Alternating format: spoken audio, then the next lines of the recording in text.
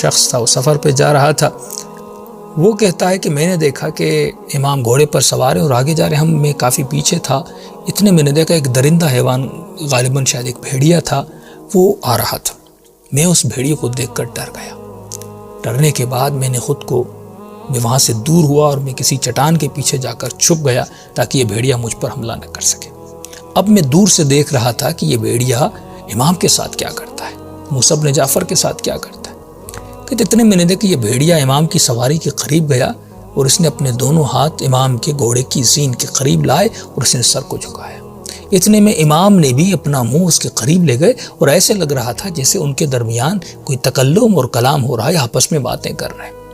کچھ اس نے کہا اور امام نے دعا کے لیے ہاتھوں کو بلند کیا، کوئی دعا کی، دعا کرنے کے بعد یہ آگے چلتا گیا اور جب چھوڑ کر امام کو جانے لگا اور دوڑتا ہوا جا رہا تھا اور بہت بلند آواز میں، جو حیوان جیسے آواز نکالتے ہیں، کچھ اپنی آوازیں کرتا ہوا جا رہا تھا۔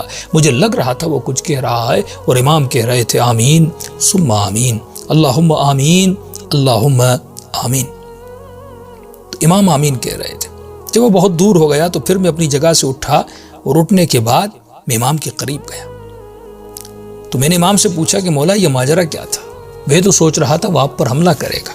امام فرماتے ہیں کہ یہ حیوان میرے قریب آیا، اس کی جو مادہ ہے یا اس کی جو بیوی ہے، اس کو مسئلہ تھا، وہ کہنے آیا تھا کہ میری بیوی کو بچہ پیدا ہو رہا ہے اور وہ قریب ایک غار میں ہے اور اس کو بچہ پیدا ہونے میں بہت تکلیف ہو رہی ہے۔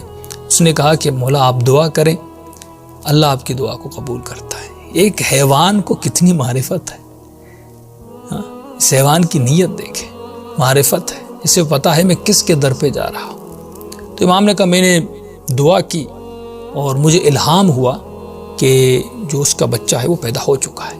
میں نے اسے کہا کہ جلدی جاؤ، تمہاری جو مادہ ہے اس نے بچہ پیدا کر دیا ہے۔ کہ وہ خوشی خوشی دوڑتا ہوا گیا۔ کہ میں نے دیکھا کہ اللہم آمین کی آوازیں آ رہی تھی اور 3 مرتبہ آپ نے یہ کہا۔ تو آپ نے ایسا کیوں کہا؟ تو امام نے فرمایا کہ وہ جب جا رہا تھا تو بلند آواز میں کہہ رہا تھا، کیونکہ ہم نے دعا کی اور دعا قبول ہوئی، تو وہ بلند آواز میں کہہ رہا تھا کہ پروردگارا کبھی بھی محمد